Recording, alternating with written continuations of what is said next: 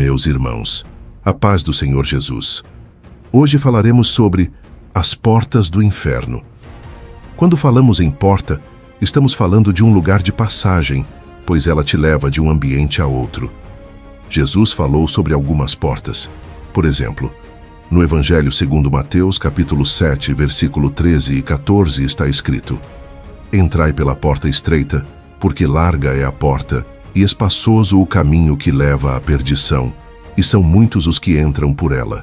E apertado é o caminho, e estreita é a porta que conduz à vida, e são poucos os que entram por ela. Infelizmente, essa é uma realidade. As pessoas preferem o caminho largo. Mas quando estão passando por problemas, então procuram a porta estreita, e até entram por ela. Mas descobrem que apertado é o caminho. Por isso, facilmente o abandonam e voltam a trilhar a largueza da perdição.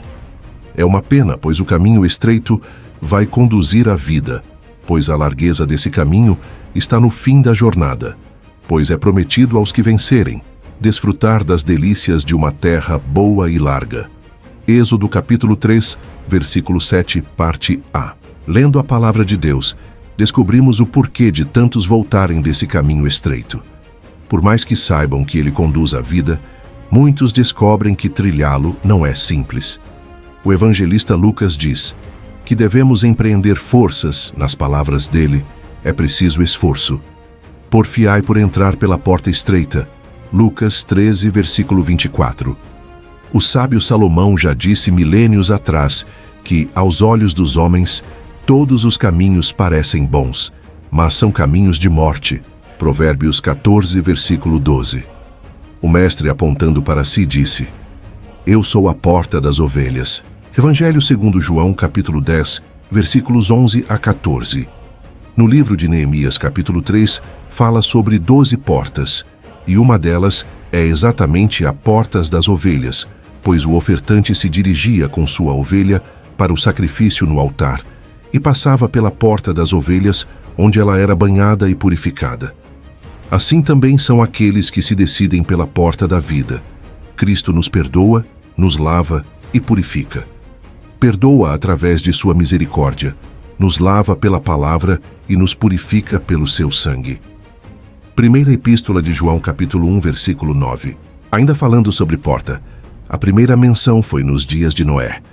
Deus diz a seu servo que vai mandar um dilúvio sobre a terra, mas antes, de maneira a poupar seu servo, e todos aqueles que lhe derem ouvidos, o Senhor vai avisá-lo e pede para que ele construa uma arca sob medida. Enquanto Noé trabalha, ele anuncia o juízo, através de um dilúvio que iria inevitavelmente consumir os rebeldes, mas aqueles que dessem atenção e acreditassem entrando na arca seriam salvos. 2 Pedro 2, versículo 5. Foram décadas anunciando o juízo, e nesse tempo todo, imagino, que muitos deram ouvidos e até creram, mas de maneira superficial, pois crer sem ação torna a fé nula. A fé nos leva até Cristo, e a fé só se manifesta pela pregação da palavra de Deus. Imagino que durante todo o período em que o velho Noé pregou, dava tempo o suficiente para que vidas entrassem na arca. Mas acontece que para entrar na arca, tinha que passar pela pequena porta, pois se fosse larga, todos ali entrariam, não acham? Fazendo uma analogia. Imagine uma porta giratória de um banco, que para entrar, primeiro você deve deixar por um momento seus pertences, e feito isso, a porta se abre automaticamente. A porta do céu exige renúncias, pois está escrito que é preciso deixar o velho homem, a velha criatura, e se vestir e se revestir do novo, e assim viver em novidade de vida. Colossenses capítulo 3, versículos 9 e 10. Digo e repito, não existe nada novo debaixo do sol.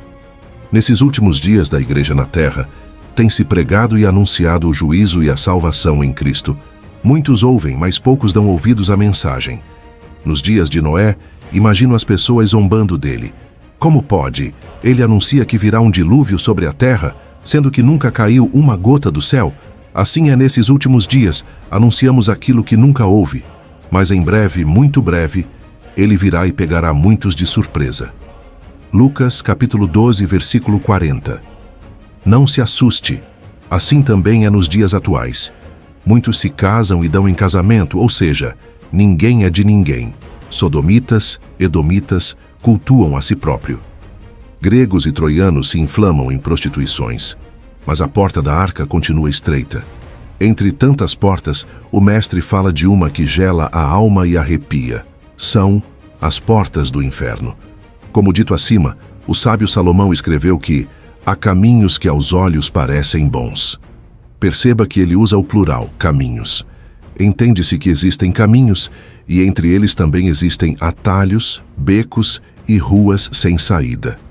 O caminho a ser trilhado é escolhido pelos olhos, mas na maioria das vezes não conseguimos discernir e nem saber o que nos aguarda no caminho. Me lembro de uma vez em que trabalhava em um prédio muito alto, e na hora do almoço olhei e vi as pessoas lá embaixo, e as observando conseguia ver quando alguém começava a andar em uma rua, e como estava no alto, conseguia ver o que ia acontecer com ela, mesmo antes dela atravessar o quarteirão.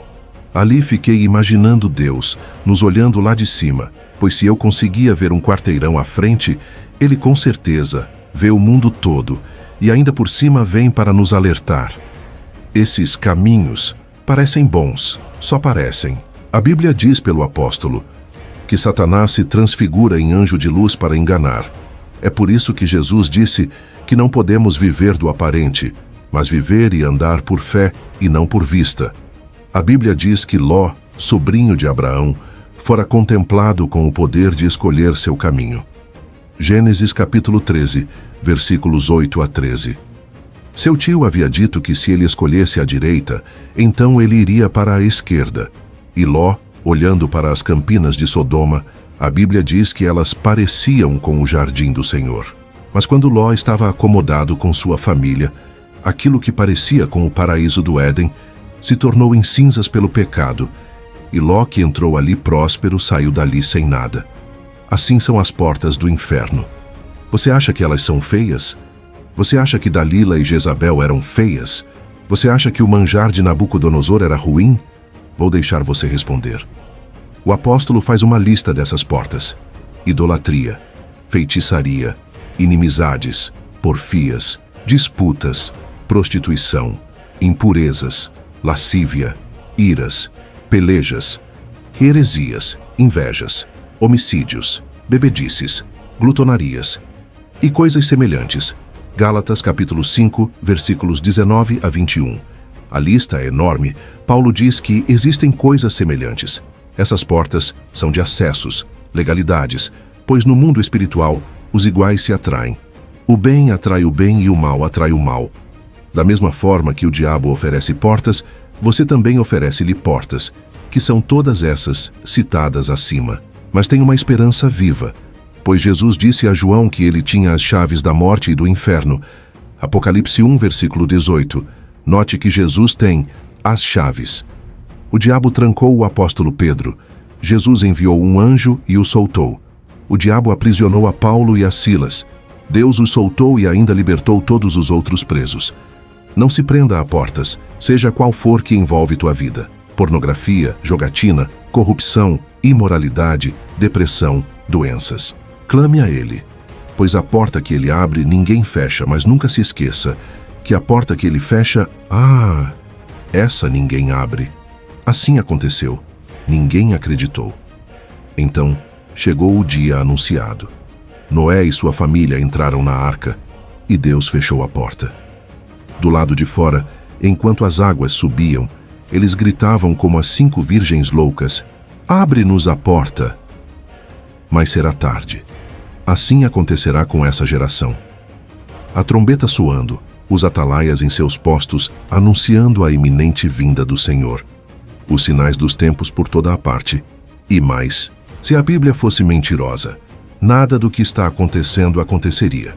Parece redundante, mas o apóstolo diz que não se cansa de dizer as mesmas coisas, pois é salvação anunciada.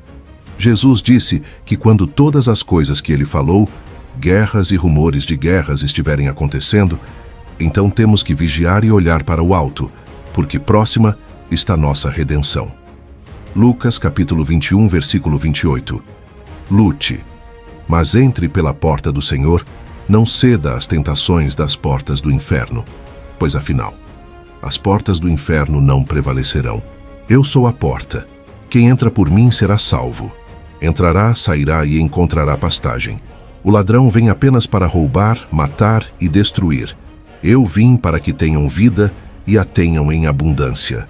João capítulo 10, versículo 10. Se inscreva no canal, comente e deixe seu like. Até o próximo vídeo. Deus vos abençoe em Cristo.